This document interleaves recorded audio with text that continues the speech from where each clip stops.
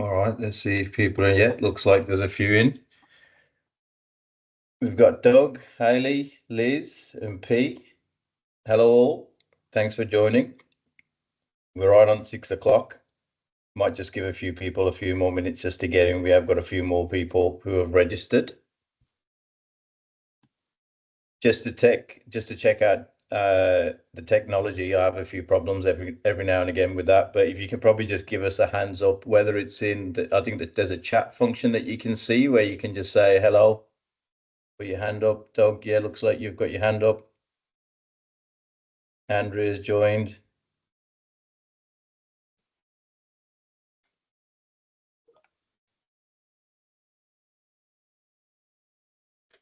Looks like the sound's all right. Thanks, Doug.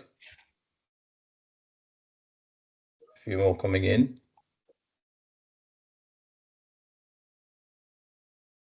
Thanks, Liz. We'll just get a few more minutes, just wait a few more minutes for a few people to come back in who have registered, and then we will kick off. I'm working between two screens, so I'm not entirely sure what you guys can see, but you can see the unlock the dream, your dream of home ownership.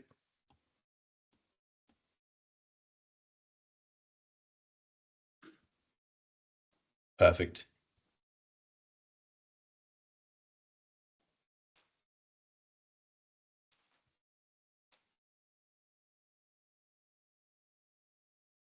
Steph's just joined. Hey, Steph.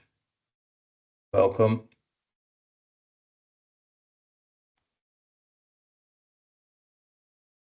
We've got Shay. Hey, Shay. Panna. Hello, Panna.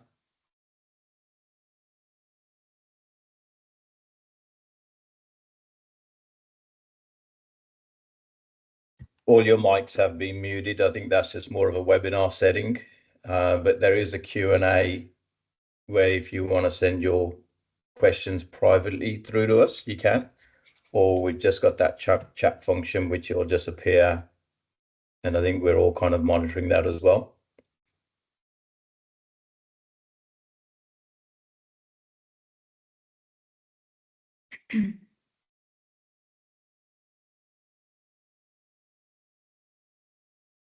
Maybe give it another minute and then we'll kick off.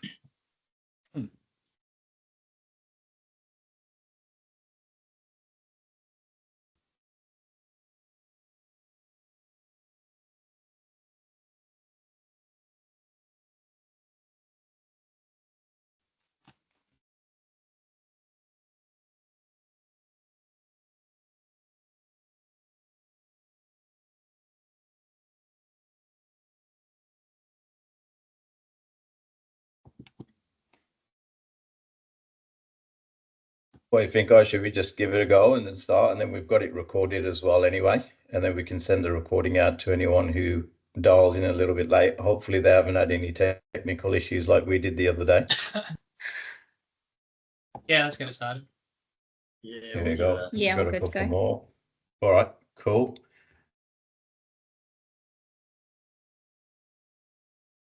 All right, welcome all. Thanks for being here today. My name's Raj. I'll be hosting today the webinar, and I'm one of the panelists as well. So today it is a guide for first-time buyers, but we're going to be talking not just specific about first-time buyers, but it is about a little bit about the property market as well. Getting into the property, we'll be talking about other opportunities that people could do to get into finance and mortgages and the legal side of things as well. Firstly, for all the first-time buyers in the room today, congratulations. I'm actually doing something. It's a very stressful time. I've got a number of clients who have been looking around for a while, and it can take a while to get in.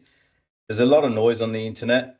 Even your man down the pub will tell you something different. So we want to try and debunk a little bit of that today. There is help available, which will basically take us into the next slide, which we've got. So we've got a few industry heavyweights with us today. So we've got James Keelan, real estate agent, based on the Central Coast, but very knowledgeable on all things property. My name's Raj. I'm a mortgage broker, been around for a few years, done a few mortgages for a few people over the few years, and helped a number of my clients get into their first property and properties thereafter as well. We've got Rio as well. Rio is a buyer's agent for Change Buyers Agency. Probably a relatively newer person into the industry, not Rio herself, but the actual business itself of buyers agencies. So Rio will be kind of talking about what she does, how she helps her clients, and kind of debunking some of those myths of a buyer's agent. And then we've got Clevis, who is an absolute superstar in the legal landscape. Clevis and I have done a fair few deals and we've got a few across the line within very, very tight timelines. So we'll keep it fairly fluid today. So we'll try and keep it a little bit interactive. So if you guys have got questions, you can write in the chat function, along with there's a Q&A, which I believe will come directly to me or one of the other panelists as well.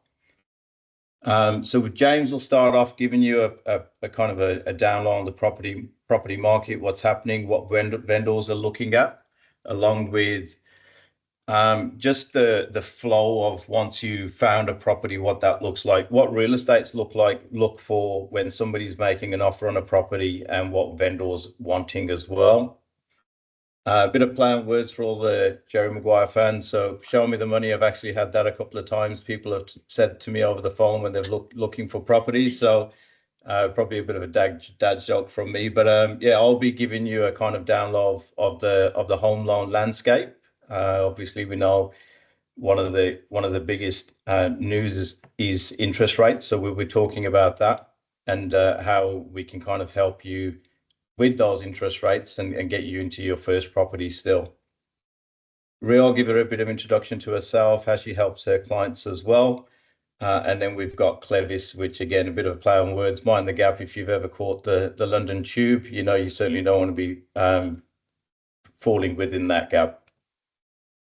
So again, if you've got it in the Q&A, if you've got any questions, feel free to reach out on the chat function or the Q&A, and we'll try and kind of answer those questions as we go along. So without further ado, we'll start off with James. James, over to you. Beauty, thank you, Raj.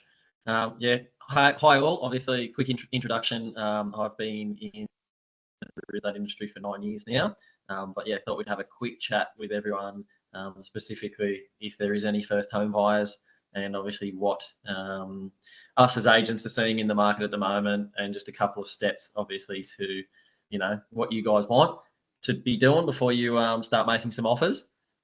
Firstly, I might do a quick little recap on how the market is, as that tends to be everyone's first question whenever they see a real estate agent, is how's the market? The market is very segmented at the moment. So we're finding anything sub 1 million is very, very strong still, which is unfortunately where a lot of you, I guess, first home buyers are going to be. And it is still competitive. So, anything that kind of 850 and under, extremely competitive. 850 to 1 million, still quite competitive. And then 1 million to 2 mil and etc. It is a little bit slower and a little bit longer days on market. But I might just try and stick to that sub 1 million at this stage. As a first home buyer, yeah, you are still going to be in a relatively competitive market. It might change, but after 13 interest rates, we are still seeing, at this stage, yeah, strength. Will one more interest rate change it? Who knows? We'll probably see in 4 weeks, I'd say. So what I could probably suggest is, preparation. So before you start making any offers as an agent, the first thing that we look at obviously is, do you have, the first question we'll most likely ask is, do you have your pre-approval? Because unfortunately, if you were to bring an offer to us and you don't answer the question of, or you don't have pre-approval, it makes it extremely difficult. We'll still tell the vendor, but at the end of the day, the owner will say to us, well, if they don't have pre-approval, there's not a lot we can do there. So yeah, ascertaining your finances first, I would say, is a very almost step one, so that you know what you've got to spend. It's almost as important as going out and looking at homes. Like, go out and look at homes, by all means. That's what Saturdays are for. Saturdays, go and look at as many homes as you possibly can. But once you start getting to that point of like, all right, we kind of know where we want to be here, what areas, next step, what do we got to spend? We've got to find out if we're going to have $1 million or if we're going to have 850 or, whatever that money be. That's a really, really important stage. And so that's pre-approval stage, which, Raj can help you out more so with that. But I would say that's, definitely a very, very, very important scenario to do. The best thing I can say is obviously when you're doing your research in your market, what we're finding, especially at the moment, is a lot of people, if you're looking to invest in outer areas, you want to do a bit of research on the areas and the suburbs. And this probably where a little bit more of a buyer's agent role where, Rio can talk to you more about this, but obviously knowing where you want to buy if you're not from the area. So we're getting a huge influx from Sydney at the moment. And so if there is anyone on here from Sydney, work out your areas, work out your suburbs, go to some open homes, go and look at those suburbs that you think, yep, that might be good, whether that be schooling, train station, how close it is to your shopping centres, all your amenities, basically like that, how close you want to be to the beach, etc. And then I would suggest, sorry, Raj, maybe just flip over to the next one if you can, mate, on the ball.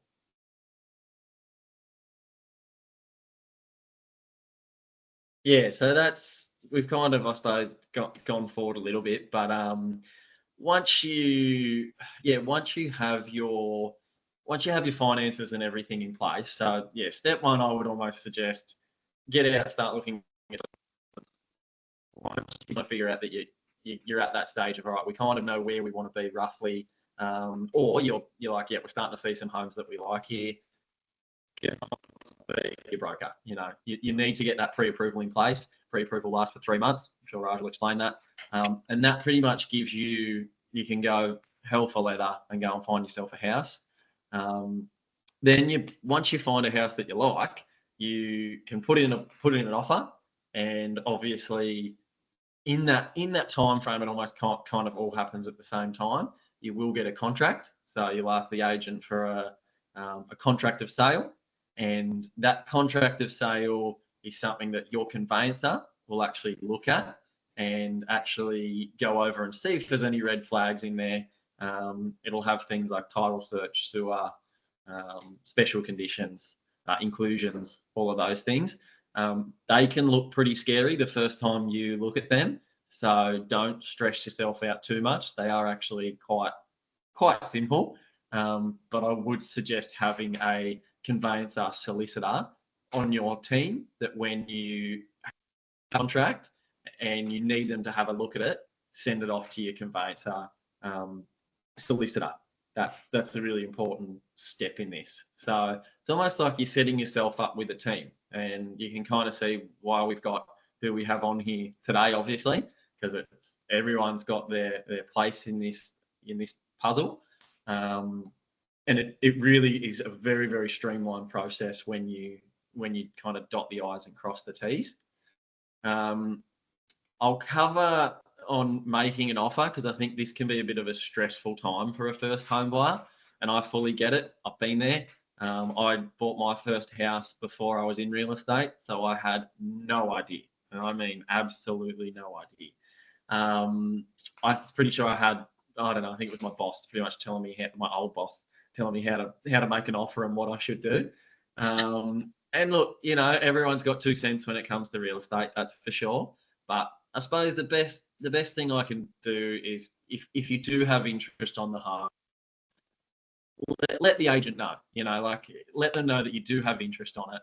You don't have to go and show all your cards. I totally understand that people want to keep some things to themselves, and that's fine. That's not a problem. But let them know that you have your pre-approval, you got your conveyancer ready, and that or buyer's agent, if the buyer's agent will do all this for you. And then obviously you can start to talk money. Now, a lot of the times, and this is New South Wales, a lot of people are using guides. So let's just use a round figure of, you'll see a guide of 8 to 850 for a property, and you might want to start at 800. Look, some people are cheeky and they'll try and start under. As far as a real estate agent, with me, it doesn't matter where you start. It depends on where you finish. Some agents, look, just to give you a fair warning, if you go too low, you might get them offside straight away. And maybe not a great tactic, but hey, I'll leave that to you guys and whatever you guys want to do. But if you've got a range there, that gives you a good idea of, okay, this is your rough idea of where it's going to be. If it's extremely competitive, it is actually happening where they are going over the price guide. So don't feel too disheartened too, unfortunately, at the moment, if you do see that it starts to creep up over that price guide, because it's the market that's taking it over that price guide. It's not the agent going, price it here, and then, oh no, we actually want this. It'll be due to interest. It'll be due to other people making offers. So unfortunately, you do need to go through that negotiation process. Don't be too scared of it. I mean, if it was me buying these days, I would just be like, can you say to the agent, can you at least just keep me in the loop? Keep me in the loop. Keep me in the, in the process with where we're up to, because communication in negotiations is extremely important. The last thing you want is to be left out in the dark because you were trying to play it a bit coy, and then the house is sold. So if once you make that offer, actually, as well, on that topic, you'll see there a formal offer. Once you make that offer to the agent, I'd always just flick them a text or an email, just with hey, just to reiterate, we're putting through an offer of 800, 820. That way it's in writing, because just so you guys know, any offer that is put through to us in writing, legally, we have to present that forward. So it's always just a good little safe keep. You like to think the right thing, but just do it just in case. That's my opinion. And then let's say you get your offer accepted. You're going to have two options here in the buying process. Most common here locally is going to be your cooling off period. So the cooling off period is going to be 5 business days. Occasionally you'll get a 10 business days. What we normally recommend is to get it into 5 business days, and then your bankers and brokers actually have to work a bit harder and faster. I'm sure Raj will laugh at this. Otherwise, if you need to get an extension, you can get an extension to days. Anything beyond that for a cooling off period, you'll generally not get approved from either vendor or conveyancer solicitor, because a lot of people take their advice from a solicitor or conveyancer on this one. There's two trains of thought on this one, and I might let Clevis kind of touch on this one a bit more later on. But for a cooling off period, there can still be changes. There can be changes to special conditions, and that needs to go back and forth between 2 solicitors. So you're not completely signing your life away. There are still changes that can be done there. And that is why most people choose to go into a cooling off period, because you'll pay a 0.25% deposit, which will allow you to hold the property off the market so that no one else can come and make an offer. And even if they did make an offer that was, $50,000, $100,000 higher than yours, because you have paid that holding deposit and signed the contract, there's nothing that the owner can do. They're in a cooling off period. Only you are the one that are able to pull out. If you do pull out in that 5 or 10 business days, you just need to know that you will lose that 0.25%. It's a small amount. If something comes up, even people say to me, what about a pest and building if things come up, things like that. To be completely honest with you, it's a small amount to know that you have the property and that it's not going to get taken out from underneath you if it's the exchange process, which I'll go over in a sec. But that's why most people will choose a cool off. They know they've got the property secure. They can do their pest and building. If anything major comes up in a pest and building, you can renegotiate. It has to be generally major. You're always going to have minors everywhere, through a pest and building report. And then at 5th or 10th business day, you're just going to want to pay the remainder, which is generally a 10% deposit. Another little tip for you, giving you all these little inside runs here, you can sometimes negotiate a 5% deposit. A lot of solicitors are starting to say yes to it, and it's becoming more common. Some might just put special conditions in there that you're still liable for a 10%, however they want to do it. That's all things that you need to do with your solicitor. But if you want to try and pay with that 5, give it a crack. If not, you pay with that 10% deposit. The period, which is always at the end of whatever that business day is, you'll have bought yourself a house. You bought yourself your first home, and hopefully you didn't have too much stress through the process because you got yourself a good team. And honestly, having a good team makes a massive difference when it comes to buying a house. If the broker drops the ball, if the solicitor drops the ball, if the agent drops the ball, if the buyer's agent that you're using drops the ball, that's when it all goes belly up. So you just want to make sure that got a good crew on board. And then let's just say the other option is the just an unconditional exchange. This one's a little bit simpler, so not as much to go through here. This would basically be where a offer is accepted. Both the owner and yourself accept an offer. We as the agent would send a sales advice out, which basically notifies both the solicitors that we have actually agreed to a price of X amount of dollars with these terms. And the conveyancers will then conveyancers or solicitors, I should say, will then begin to communicate with each other and start going through the process of solicitor exchange. In that time, you're going to do your pest and building, finalise all your finances. And what I mean by finalise it, and this is actually something I didn't touch on in the cooling off period. In that cooling off period, or finalising your finance, your broker may need to get a valuer through the property. This is something that the broker will organise and that you don't need to stress too much about. But obviously just know that they may need to get a valuer through the property just to make sure that that's the they see value at that. Yes, we will lend you to that. They might do a desktop valuation. I'll let Raj explain that a little bit. That's in both of the cool offs or the exchange. And yeah, so the thing to note about the solicitor exchange, it's the old risk and reward with everything, is obviously if you have an offer accepted and you don't put a deposit down or you don't sign any contracts, the property's still on the market. So legally, we as real estate agents have to keep advertising the property and actually putting forward any offers. So let's say a buyer comes along the next day, the next morning, and offers us $1,000 more to $50,000, $100,000 more. The owner has complete right to accept that offer. So that's the risk of a sales advice. So because you might look at it and go, oh, well, we just sales advice everything. But obviously the cooling off period came in to protect buyers to stop gazumping. So the word gazumping gets thrown around a lot, and it's a big. If you don't want to get gazumped, put it into a cooling off period. The only time you'll ever get gazumped is if there's multiple parties negotiating and your offer gets accepted and you're too slow to signing that paperwork, and another buyer still comes back and you haven't signed it. Us as agents, unfortunately, if they come back with a higher offer in that time because you haven't signed or paid your deposit, it's still on the market.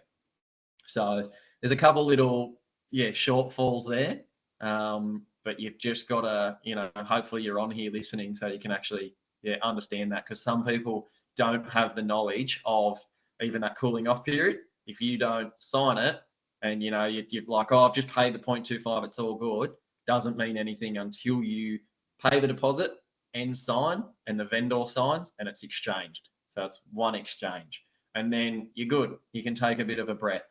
But until then, it is still on the market. So otherwise, if you decide to go through the exchange process and obviously it's all good, no other offers come in, you pay your 10% deposit. Solicitors will send through a thing called a 66W, and it'll be sold. So there's two ways very quickly to buy a house. And I think that's about my time. I think everyone's looking at me like to wrap it up. So I think that's me. Thanks, James. I've still got so many nightmares of 66W waved in front of me. I'm sure Clevis has too.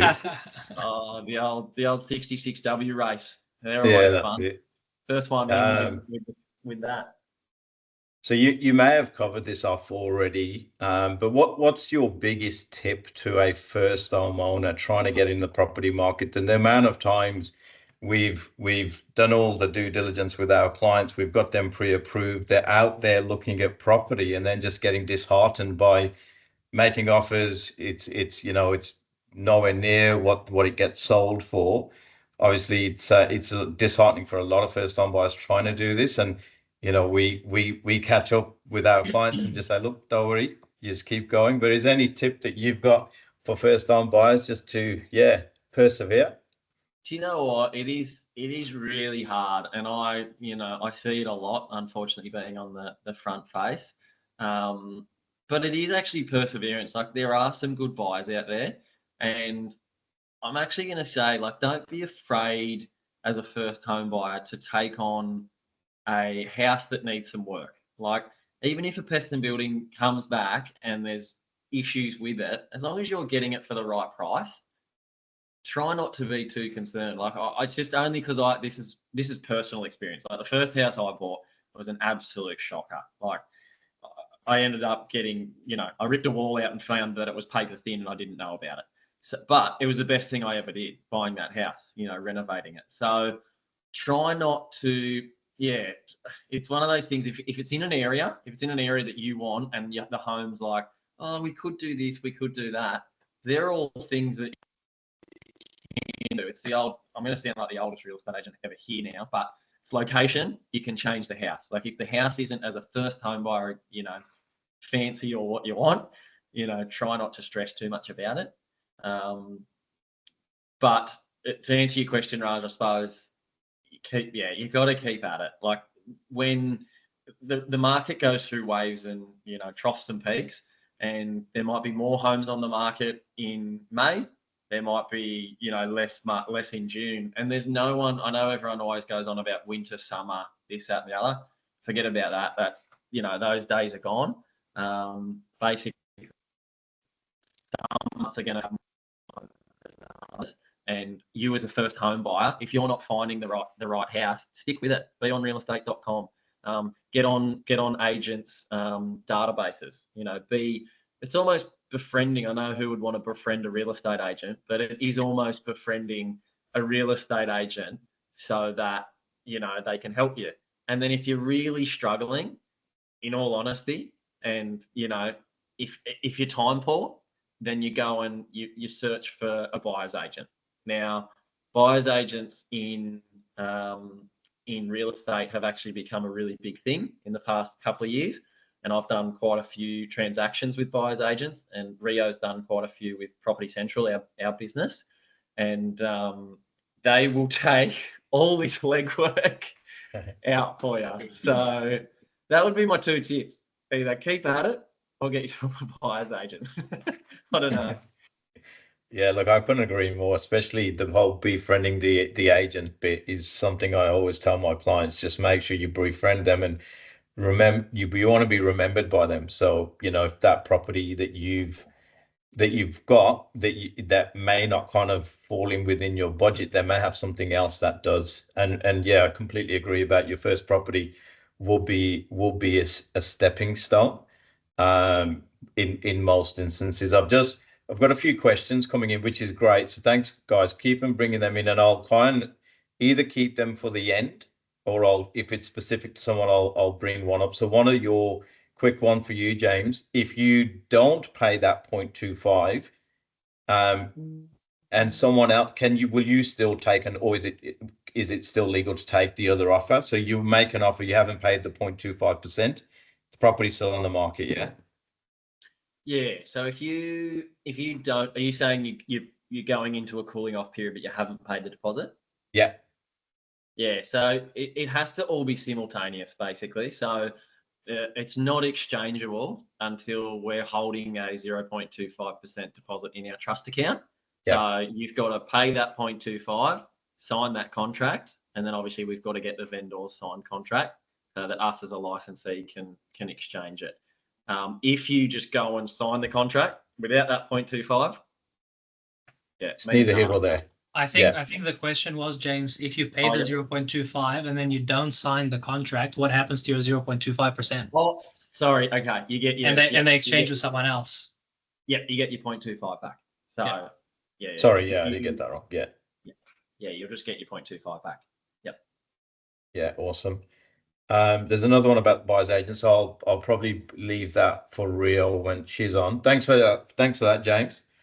It is a bit of a minefield, so yeah, it's good to hear what's going on in the market and how someone really needs to have their ducks in a row in order to, even for an agent like yourself or a vendor, to even take you seriously.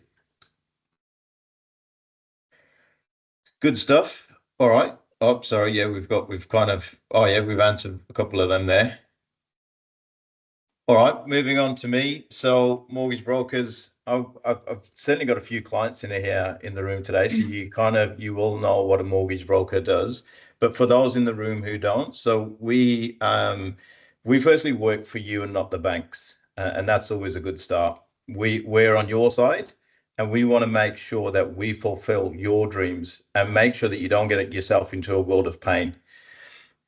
Without getting too technical, one of the things we are bound by best interest duty, and that is in the best interest duty for you, our clients. We have to justify why we are selecting a range of products. We usually give 3 products, and then why we've chosen the one out of the other, out of the 3 as well, which is all documented and will be sent to you in a 17-page format. That's more of the technical side. But one of the main benefits of using a mortgage broker is purely choice. We've got access to numerous lenders. Most mortgage brokers will have at least 20. I've probably got more than double that, of nearly 40 to 50 lender panel that I've got. And that's not only hopefully offering you the best interest rate on the market, but also from a policy standpoint as well. All different banks will have different policies. You could be PAYG, which is great. Most banks will want that. You could be self-employed. Some banks don't like that. Other banks do. You could be in between, a contractor. So there's all these different policies that we want to make sure that you meet before you just submit an application and then find out that the bank won't accept your income or the property itself or whatever the scenario is. We're very experienced. I've been doing this for nearly 18 years. And we can provide really good outcomes for someone who's a little bit more complex, as I mentioned, whether it's something to do with your income. Certain banks won't look at you if you've got a probationary period. So if you've recently changed jobs, other banks are fine with even a contract, one pay slip. So yeah, some of the complexity, we will take that out. We will debunk it for you. And taking the pain out of not dealing with a bank, I was on the phone to my bank for more personal reasons, and I was on hold for about 39 minutes, and the phone call took 2 minutes, and I still didn't get the answer. We do all of that for you. I've got a couple of associates who are on the call with us today, and yeah, I'm sure they are very, very frustrated with that, being on hold, and then sometimes the phone even cuts out, and that actually happened to me yesterday. I had to recall again, and still didn't get the answer 40 minutes later. Probably one of the biggest things is an ongoing relationship. We're not transactional. Our business doesn't work in a transactional environment. And what I mean by that is we get you into your first property and never call you again. Like, that's just ludicrous. We want to help you get into your first property and then build wealth after that. We'll do annual health checks for all of our clients to make sure that your interest rate is always competitive. I've been a mortgage holder for 17, 18 years. I've never had a phone call from my bank telling me that either they can offer me a better rate, or if they know of a competitor that does something that we do for all of our clients. We work with accountants and financial planners. So if you guys have got an accountant or financial planner, we help with them. So we make sure that we complement one another.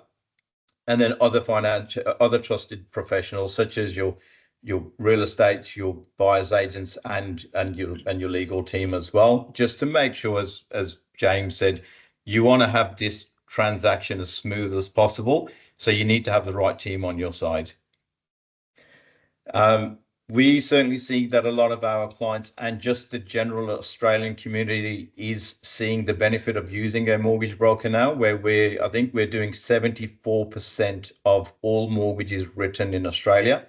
So that's more than 7 out of 10 mortgages that are written through our channel, which is complementary of what we do.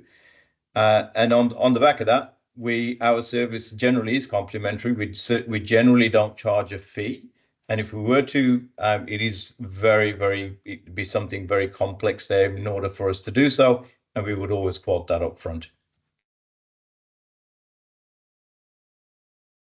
So the current mortgage market, as we all know, it's in the news every single day about the Reserve Bank of Australia raising interest rates, which they've had to curb inflation. Where are we sitting? We're sitting at a 4.35% cash rate. The highest it's been for a while, probably the highest. I think it's probably on par when I come across to Australia from the UK, and we know that it kind of dropped down to was pretty much zero at one point over COVID, and now we've gone kind of 4.35, which is 13 rate rises since May 2022. So mortgage holders have seriously been getting smashed. Where are we looking forward? I think there's still another rate increase to come. It could be as early as next month, but let's see. For all the first-time buyers, and actually anyone who's trying to do something in the mortgage space, I would always say certainly something that I would do personally for my clients is build those 1 or 2 more rate rises in just to see what that looks like. And if that's fine, then you're okay. If it's not, then you're going to have to reduce the amount of debt that you're going to get. An alternative is you could do a fixed rate for a couple of years in the hope that once those couple of years are out of here, we've got back to your more traditional interest rates, which should start with probably a 4%, I would say. But I think we're a couple of years away from there. The types of rates that we're seeing at the minute. So I don't want to sound like a salesman, but we are seeing rates from around the 6.1%. There's not many rates sitting with a 5. And if they are, there could be introductory rates which will increase over a certain amount of time, or they come with fees, or at the same time, it could be that their service isn't too good as well. But interest rates, we're seeing rates of 6.1 for owner occupiers. And we're seeing investment rates for 6.3. One of the good things about that investment rate, although most of your first-time buyers, is that difference between the owner-occupied and the investment rate has gone a little bit smaller. Before, it used to be somewhere anywhere between 0.5% to 1%. The other impact that it's had on to people, these interest rate hikes, is it's reduced people's borrowing capacity. So whereas somebody could probably borrow, I don't know, say 800K around 2 years ago, that would have reduced a little bit, maybe probably around 20 to 30%. So it has had an impact. But with someone like me who's had access to 40, 50 lenders, we've got a system which we can basically put in all your details, not personal details, but just things like what your income looks like, if you've got any liabilities and your living expenses, and it'll just dot out every single lender's borrowing capacity. And there's a huge significant difference between one lender to another. And that's something that we can do for you as well. So how to be buyer ready? This is a huge one. A lot of clients sometimes do it the other way around. They say, oh, we want to buy a property for $1 million without understanding what that will look like to their finances. So the first things first is budget. The biggest thing that you need to do is download your statements and have a look what you're spending over, I would say at a minimum of 3 months, but I would say you're probably better off going over 6 months. I do it every January. It's a bit of a heart attack every single time. My biggest one being, and I was quite surprised, you've usually got the usual suspects, which is, going out for restaurants and bars and things like that, holidays. The biggest one for me, which was a bit of a creeper, was Coles. Like, and when you hear of what's happening on the cost of, the cost of a basket of goods, it really has increased significantly. What I thought I was spending versus what I actually was spending was ridiculous. It was crazy. So the biggest thing is have a look at some of these things that are just literally dripping out of your bank account. Some direct debits, people don't even know what they're going for. They forgot they've signed up for a subscription which was free for a month or so, and then 12 months later, it's still coming out of their account. So the biggest thing is download your statements. Most banks will allow you to download those as an Excel format, and then you can kind of look through there and see what you can get rid of.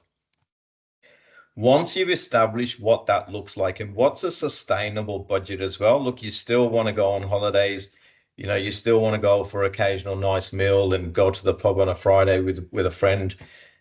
You still want to have those built in, because the last thing you want to do is buy your first home, which is fantastic, but then you can't do the things that you like to do, and it just doesn't work. So you want to make sure that it's sustainable and it still allows you to live the life that you want to and have this house, which is probably more for your investment for the future. Cutting debt is a big one. Try and get rid of debts and if you've got multiple debts, you want to get rid of the ones that are paying the highest amount of interest at first. I know there's a fair few people who throw barefoot investors quotes at me, and whatever works for you.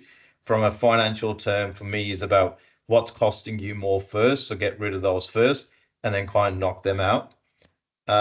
Hopefully we don't have a few people who leave the webinar today, but I hate buy now, pay later.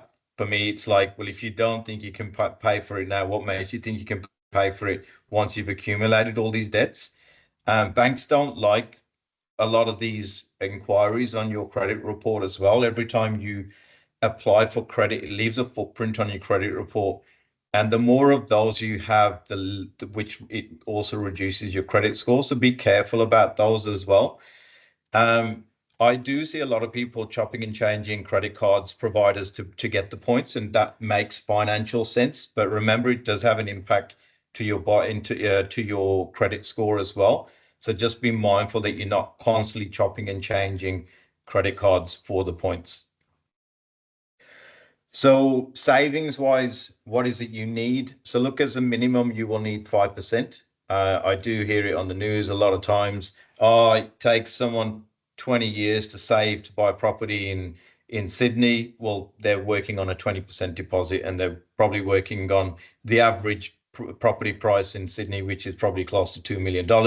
Well, most first-time buyers, A, wouldn't be able to buy a property for $2 million. And B, you certainly don't need a 20% deposit. So black and white, you need a minimum of a 5% deposit.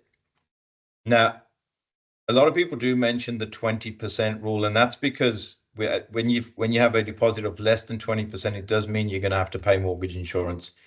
I have no problem with mortgage insurance. I'd like to minimize that mortgage insurance as much as I can, but I'm happy for someone to pay mortgage insurance to get onto the property ladder. We do find that the value of property will increase quicker than what you would pay in that mortgage insurance. Again, it depends on what cycle you buy your property in at, but I have no issues with it. So 5%, we have to allow for lenders' mortgage insurance and the stamp duty if it is applicable. I'll come on to whether it's applicable or not in my next slide. Going on to the credit score, that is big. You want to make sure you understand what's on there. We do credit checks for our clients for free. It literally takes 5 minutes, and we can see what's on there. We can, if it's great, if it's fine, we'll let you know it's good. Carry on doing what you're doing. If there's issues, we want to try and fix that as early in the piece as we possibly can. The last thing you want to do is do all the hard yards of saving the deposit, getting your expenses in a good way, getting rid of the debt, and then realize you've got something on your credit report that you didn't know what it was for. So we want to make sure that we kind of get that all good. And then your borrowing capacity, as James said, you want to make sure you understand how much you can borrow. I always like to twist it on its head is how much can you afford to pay back is a big thing for us as well. Again, what we do is we will go through a fact-finding session with all of our clients, understand what their expenses look like, and then get a budget from them. And then we will reverse calculate it, say, this is what your loan needs to look like. I won't go too much into it, but a parental guarantee, I'm seeing a lot of people coming to the table, whether it's the parent that are initiating the conversation or whether it's actually the client. So parental guarantee is where it's, as we know, it can be tough to save a deposit, especially if you're renting. Parental guarantees could be if your parent has a property and has equity in there, we could potentially tap into some of that equity, reducing the amount of deposit you're needing and completely waiving the requirement of paying mortgage insurance. So again, that's probably not a buzzword. It's been around for a while, but we're seeing more and more parents coming to the table to help their son and daughter get into the property market. So understanding the available government concessions and grants available. Look, I'm going to touch upon more New South Wales. Every state will have different concessions. So I'll always kind of direct you to your Office of State Revenue. But here in New South Wales, probably the main ones that we work with is for a first-time buyer looking to buy a brand new property, there will be a grant of $10,000. So that's great if you're buying something brand new. We don't see a huge amount of clients in around Sydney and the surrounding areas buying brand new properties purely because there's not much land around. But if you was to look at a brand new property, one of the benefits of that is you get a $10,000 grant. There's a first-time buyer assistance scheme. So this one's a really good one, I believe. So any property established or brand new, there's no stamp duty up to 800,000. And then from 800,000 to $1 million, it slowly ratchets up. There's a concession there. There's another great scheme. There's a bit more criteria on this one. So there's an income criteria attached to this as well. So there's something called a first-time guarantee scheme where with a 5% deposit, you can buy a property without paying any mortgage insurance. And that the remainder of the 15% is backed by the government. So that's a really, really good one. There's a super saver scheme where you can make extra voluntary contributions to your superannuation, which then is taxed less than your actual tax rate, which means you're building up money quicker. So I think there's limitations on how much you can put in. I could be wrong. I think it used to be 30, but it could be 50K now. So that's a really good one if you are at the very early stages of putting a deposit together. And the last one, as I mentioned, just look at your Office of State Revenue just to see what the concessions and grants are available to you. Rent vesting, I'm just mindful of time. Rent vesting is basically, and Rio probably could touch upon this a little bit as well. So rent vesting is where, there's people on the call where a lot of people in Sydney where they go to work. So it's difficult to kind of be further away from Sydney. So they have to be closer because they go to an office for 4 or 5 days a week. But to get into the Sydney market, as we know, is extremely tough. So rent vesting is where you then say, okay, well, I'm going to continue that lifestyle, but I'm going to invest in a property instead. So at least that way you still are on the property market. And I would rather have you do that rather than do nothing at all. The main advantage is you live where you want. So whether it's by the beach, whether it's close to the office, whether it's close to parents, whatever that is, schools that you want your kids to go to. Now you're on the property ladder, so the property will be increasing as long as you bought right. The tenants pay some of your mortgage and there's some tax benefits. The disadvantage is you are still renting, but the added complexity, you now become a landlord at the same time. So you can see the difficulties of that. There aren't any government grants or concessions if you were to buy an investment property, and then you will be taxed on capital gains as and when you were to sell that property as well. I think that's me, but I've got probably one question which has come through. What's the difference between Tier 1 and Tier 2 lenders, i.e. Westpac, ING? In my eyes, nothing. A lot of the times, the smaller lenders are a bit more hungry for your business, so they're going to get you a slightly better interest rate. They may have slightly better customer service. I find that they'll probably give you a bit better customer service as well. Some of their tech may not be as good, so they may not have the banking platforms that the big four or the major banks have got. But yeah, we do a lot of business with a lot of the second tier and the non-bank lenders.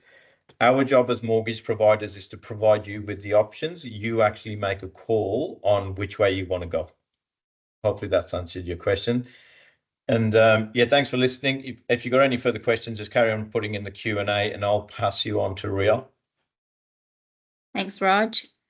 Yep, so just a little bit about me just before I kick in. So I'm the director and buyer's agent at Change Buyers Agency. We specialise and look after the Central Coast and Lake Macquarie market. So my main sort of goal, I guess, is to get you to understand exactly what a buyer's agent is, first of all, and how we may be able to help, and some of those misconceptions that may be out there in the market, just obviously giving you the right answers to what they actually are. So I guess probably the simplest way to put what a buyer's agent is everyone knows what a real estate agent is. So if you're looking at selling a property, then James, if you're looking at selling a property, then you would essentially hire a selling agent, a real estate agent, to sell that property on your behalf. So a buyer's agent is working on the opposite end of that transaction. So they're exclusively working on behalf of the buyer. In some cases, some buyer's agents do something which is called a vendor advocacy as well, which is getting a little bit complex in the process, but they can actually work on behalf of the seller alongside a real estate agent as well. But majority of buyer's agents, the main thing we are working with is on behalf of the buyer to help them purchase their property. Similar to real estate agents, they are licensed professionals. So or licensed professionals or working within an agency and working towards that real estate license. They're specialized in the markets that they work in. So for me, for example, I work in Central Coast, Lake Macquarie, but you do get some borderless buyers agents who their specialty is to actually purchase for investors throughout the whole of Australia. So they're state specific. We can help, a buyer's agent helps both investors or owner occupiers. So whether you're just getting into the market, whether you're looking for an investment or something for yourself, buyer's agents can help anyone who's looking to purchase property. So a buyer's agent, they take you through the process from beginning to end. So I guess the use that you want to find in them is that they're saving you time, saving you money, and just taking that stress out of the buying process for you. So we do anything from shortlisting properties. So we obviously have a great understanding of the market. So we would sit down and have a meeting, work out exactly what your brief is, what you're looking for, what your budget is, whereabouts you'd like to be situated or invest. Sometimes you may not know where you want to invest, but we can look at those budgets and see where you may be able to invest. So we would sit down and shortlist properties on a weekly basis, and then we would also inspect those properties on your behalf, which is very helpful for a lot of first home buyers because we know exactly what to look for when we're walking through a home. And I know obviously, as James mentioned, through the due diligence process, you will get a building and pest inspection done at a later point, but it's more those first walking through a property, you know, you have a look at the floor plan, and based on the brief that you've given us, we're trying to work out whether that property is suitable for what you're looking for, and if there's anything that's looking like it's going to give you an expense in the near future, or if it's something that we may want to look at readjusting, or you know, knocking walls out or renovating, giving a touch up, just things like that as well. So the important thing is that we know that market, that we understand that market, and it's a market that we're working in on a day-to-day basis. So knowing the property value. So generally we can look at, you know, if a listing pops up on real estate, we look at a price guide. and we'll already know that there's other properties that have sold, whether it's within that vicinity or whether it's not. So it gives you a bit of an indication on where we would look to negotiate for that particular property before we actually move on to sort of negotiating for you. So like James and Raj both mentioned, it's a good thing to have a great team around you when you're purchasing a property. So we liaise with all those parties. So your mortgage broker, your solicitor or conveyancer. We also can arrange all the due diligence on your behalf as well.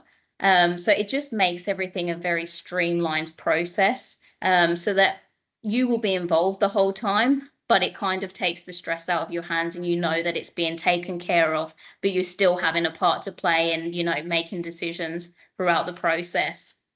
Another thing buyers agents do is we've obviously got relationships throughout the market. Through our business, we build those relationships with real estate agents, tradespeople, all people, you know, real estate professionals throughout the market. So it just means that if you come to us, it's almost like a one-stop shop, that if you are looking to purchase property, we're generally going to have a relationship with somebody in that field that may be able to help you with landscaping or a plumber or an electrician, whatever it may be. We want to try and make the process so that you can come to us and everything just sort of falls into place from there.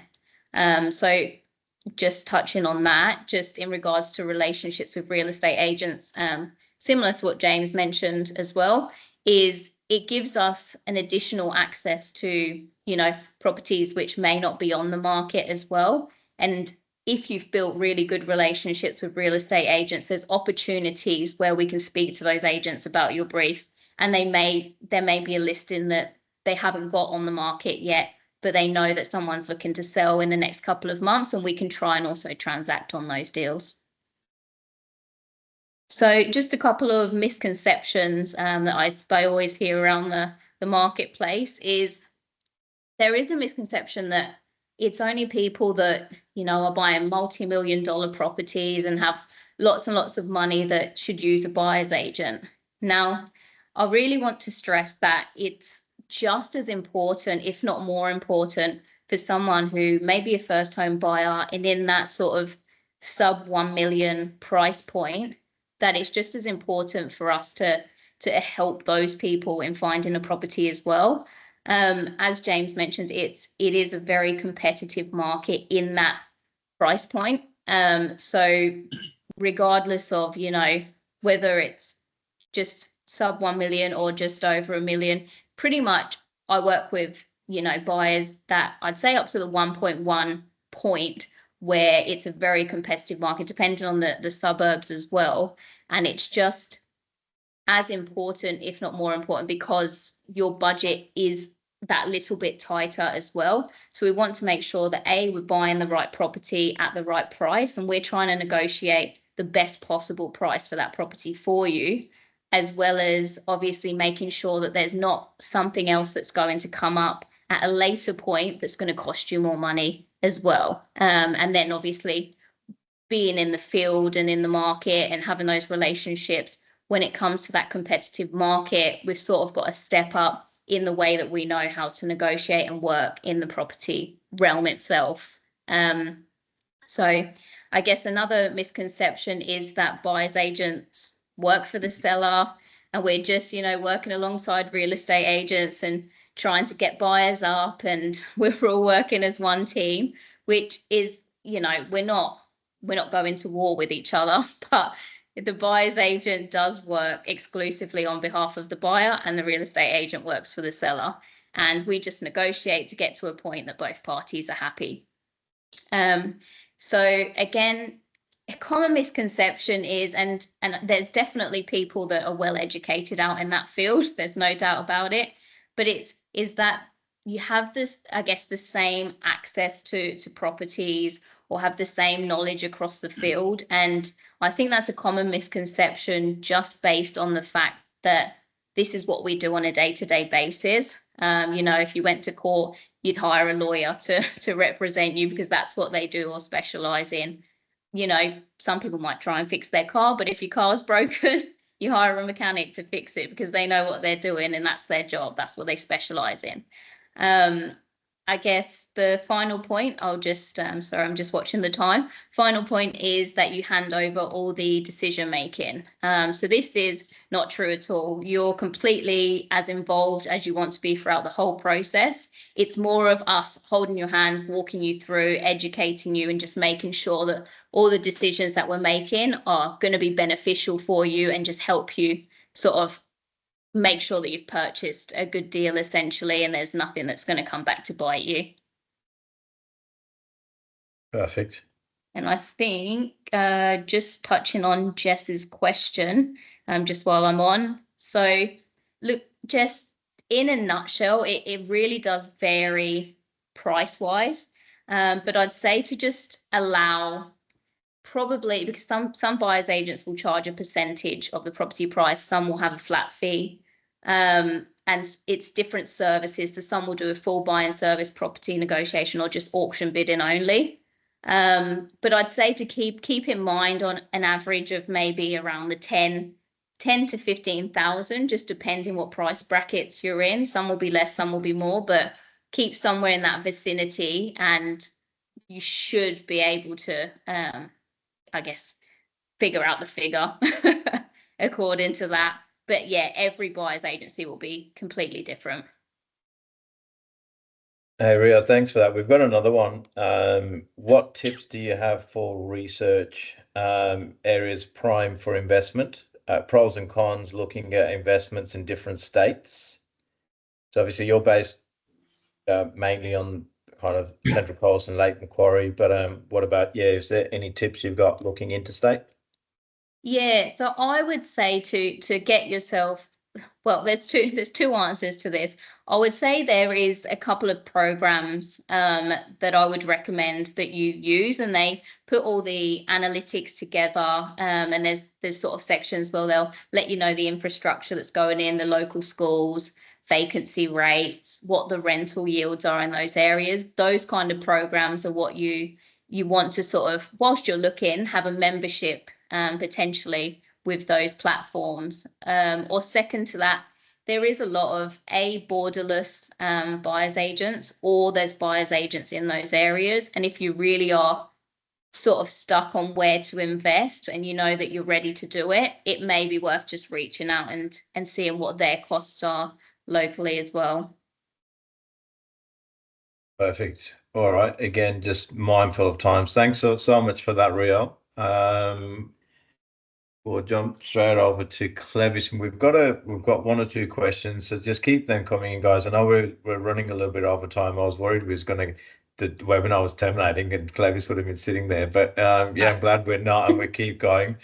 Like I said, everything's going to be recorded as well, and we can send it out to you. So if you need to go, that's completely fine. But yeah, we'll still keep going, and if you got any questions, keep them coming. Thanks, Clevis. I think you probably noticed the lights turned off in the building just at the worst possible time. So you're fine. We can. That's all good. We'll battle through. So look, obviously I'm a solicitor. I've been doing this for quite a long time.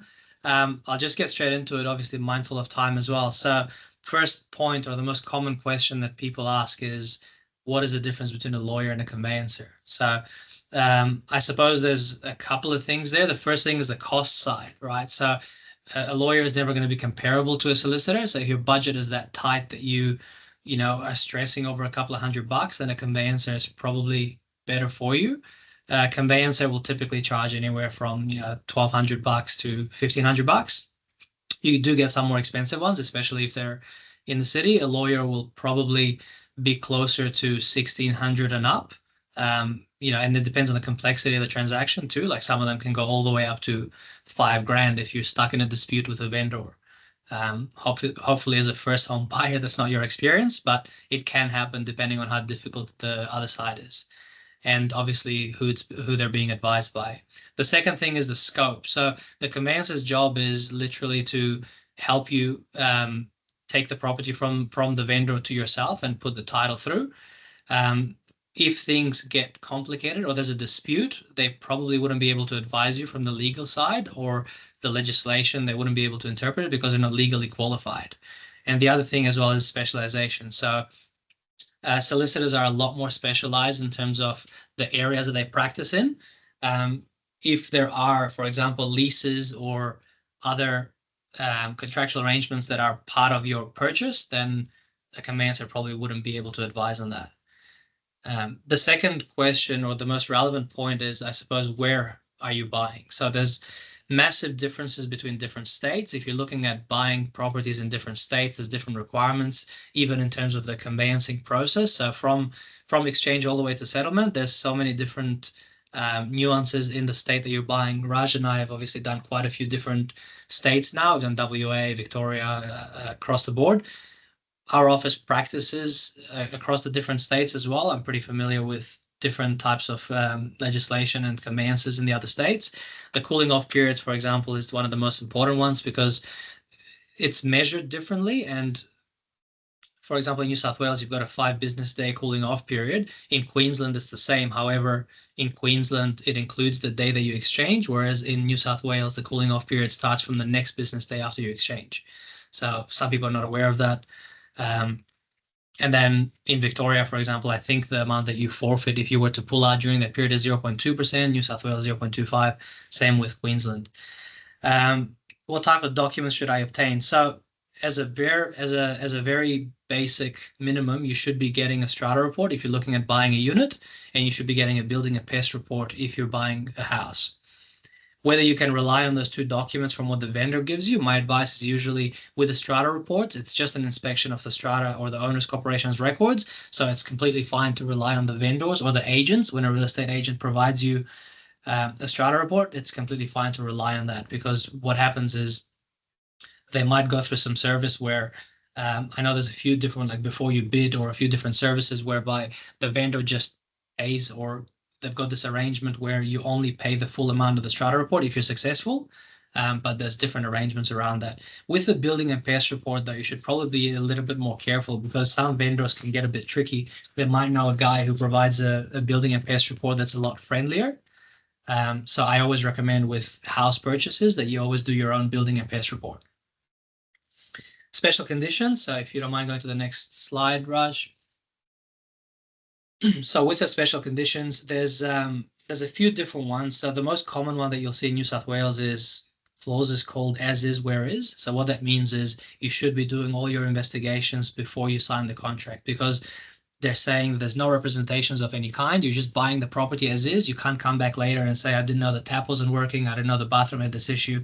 I didn't know there was mold, and so on. Another typical one that we see is an agent warranty. So what that says is that you were introduced to the property by this specific real estate agent.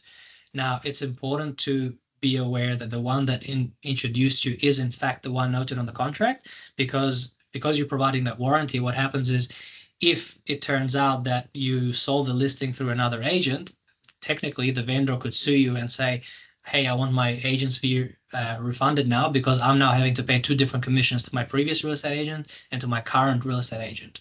So just make sure that wherever you saw it online, it marries up with what's noted in the contract. Special conditions to request. So the first home buyers normally only worry about things like getting access beforehand. They might want to do measurements and get all the tradies lined up and so on. Or the other one is the right to make alterations to the property before settlement. That's unlikely to get agreed by a vendor, because until you pay the price, they don't want any risk that you might damage something. But in limited circumstances, if you enter into license agreements and so on, you might be able to get access to do just painting or minor works. Once I've signed the contract and you make changes to it, I think we discussed, James went into this in detail, but the short answer is yes. Whenever you have a condition, like a building and pest condition or a finance condition or a cooling off period, you can always make changes, because the alternative is you say to the vendor, if you want to accept this change and that change is important to you, then you'll pull out and then you forfeit the 0.25%. If you have a building and pest condition or a finance condition, then you don't even lose the 0.25%, you get that back. Should my partner be named in the contract? So on this one, it's up to you, and a large part of it you'll have to discuss with Raj, because it depends on what your bank wants. Sometimes they're okay for you to just be a guarantor on the loan documents, but a lot of the time the bank might ask you to specifically be named in the contract. In terms of the procedure, one of the most common questions that I get is, okay, today's settlement day, when do I get the keys? Can I get them in the morning because I want to go in? And this question's a little bit frustrating for a lot of people, because you line up settlement, and nowadays settlement's usually done on an online platform called PEXA. Usually it varies between 12 p.m. until 2 p.m. because that's when the banks like to sign off. People like to do it earlier. If you have a bank involved, you're not going to get it done. Banks don't like to do it apart from this time frame. And that also allows time so that if it doesn't happen on time, it can tick over. What I normally get with some people is when I tell them the settlement's at 2 o'clock, they say, okay, great. And they sit in the car waiting outside the house at 2 o'clock. First of all, you will not get the keys from the house. You might get them from the agent. The agent will normally be holding the keys. Secondly, do not leave yourself such a tight time frame, because what happens is there's always delays. Your bank might take a while to sign off. They don't always sign off between 12 and 2. So you waiting there is not going to assist the process, right? So the best thing to do is you just either collect the keys later in the day or you collect them the next day. But what will not happen is the vendor will not give you the keys until the property is settled. When your conveyancer or solicitor tells you the property is settled, that's when you can go and get the keys, because the solicitor needs to send an agent a letter saying, hey, the property is settled, release the keys. Again, another don't do is people always line up movers for the day of settlement. This is a massive issue for a lot of people, because what they do is they line up the movers at 2:30 p.m., settlement scheduled at 2. Settlement's delayed. Hey, but I had movers scheduled. What's going on? And they stress themselves out, right? And then they have to rebook the movers. And of course, the movers are not ready for another 2 weeks. So don't book it half an hour after settlement. Make sure you allow at least a day or two. Measurement purpose, I think we've covered the measurement purposes. And if the property isn't in good condition, do I have to settle? So this is quite a technical point, because what happens is when settlement day comes, you should be doing you're entitled to a pre-settlement inspection. You can do this at any point after exchange and before settlement. I normally recommend my clients to do it as close as possible to the settlement date, preferably in the morning of. I know real estate agents hate this because they don't want to leave it until the last day. But the reason that I recommend that it's done as close as possible to the settlement is because, say settlement is on Wednesday and you do your inspection on Monday or the Sunday before, something could go on between the Sunday and the Wednesday, right? The property could be completely knocked down. So always do the inspection as close as possible to the settlement. If there are issues, so sometimes what I get, some of the requests that I get are, oh, I did my inspection and it hasn't been professionally cleaned and there's no lavender smell in the property. So the vendor's obligation is only to give you the property in the condition that it was when you signed the contract. That's their only obligation. Unless you specifically insert a condition in the contract that the vendor is obliged to professionally clean the property, all they have to do is literally just return the property in the condition that it was in. One other thing to note is, if you want the vendor to take something away, make sure that it's noted as an exclusion. Exclusion, not inclusion, right? Because sometimes in one case, I've had a client who signed a property and there was a heavy machinery at the property, which I think ended up costing 50 grand or something to remove it because it was so expensive. And because it wasn't listed as an exclusion, but it was listed as an inclusion, the property actually came with it. So when the client asked to remove this machinery, unfortunately, the vendor didn't have to do it. So they were stuck with that machinery in there. So if there's something that you want included, make sure it's noted as an inclusion. If there's something you want excluded, make sure it's noted as an exclusion. So if there are minor issues there, so if I don't know, if the watch is, if there's a hole in the wall or something small, that's not going to affect the vendor from giving you vacant possession. The quickest solution to this is you withhold some money from the settlement amount or from the letter to the agent. So you say to the agent, hey, property settled, you can withhold, you can release the deposit to the vendor minus $1,000, and then when the issue is fixed by the vendor or you come to some sort of arrangement, then that $1,000 can be released, or otherwise that can be released to the purchaser. That's the quickest way. If there's things that prevent the vacant possession, like there's still a tenant there, or there's something that prevents you from getting vacant possession, then you can argue and you can delay the settlement. I think that's it from my end. So unless there's any questions, I'll be happy to answer. Thanks, Clevis, and I know you've had to speed through that just because of time, but I've worked with Clevis on numerous contracts, and he does not go through that quick. He's very, very diligent in explaining contracts in layman's terms. I remember buying my first property in the UK many years ago, and the conveyancer didn't even want to answer my call, and when she did answer my call, she was extremely rude. And as me as a first-time buyer, I didn't say anything in return because I was none the wiser. You know, a lot of people do focus on price when it comes to conveyances, but very similar to what I say to people when they're buying or getting a mortgage. It's like choosing an airline. You're not going to choose the cheapest airline for a long haul flight just because of price. You're going to look at everything else, like, you know, they're delayed, what's their service like, and so on and so forth. And yeah, look, based on some of the dealings that I've had with Clevis and the feedback some of the clients I've sent through, these guys are very, very diligent, and it's huge. It's a big decision. Hey, Clevis, just one quick question. At what stage would a first-time buyer engage with you and your services? That's a very good question, because a lot of people, sorry, a lot of people ask this question, right? Do I give you the contract beforehand or afterwards? A big part of this depends on the offer that you're making. So if your offer is an unconditional offer, I recommend that you send the contract to us before you sign the contract, because once you make an unconditional offer, there's no opportunity to negotiate afterwards. The other point as well is that in order for you to make the contract unconditional, your solicitor has to give what we spoke earlier, a 66W certificate, right? That certificate can only be given by your solicitor. So they'll have to explain to you the effect of it, which is that once the solicitor gives the 66W certificate, then there's no cooling off, right? So there's no opportunity to pull out, and there probably won't be any negotiations. If you get a cooling off period, then we can review the contract after the after the contract has been signed, and then we can advise you before you decide whether you want to go unconditional. You can get advice before you sign the contract, right? If, for example, if you didn't want to lose the 0.25%, and obviously in my case, that's the best case scenario, because then I can advise you on the contract, and if you wanted to not proceed because there's a red flag or there's a condition you want to insert in there, I definitely prefer that, because then we can discuss it before you sign the contract, before you're bound to it. Yeah, perfect. Awesome. I've just got one question, and I might just give a quick answer myself, and then it can kind of open it to the floor. It's probably just the last question we've got. So the question is, as a recent first homeowner, now struggling with mortgage cliff issues, but still with aspirations to own investment property, what should we be thinking about?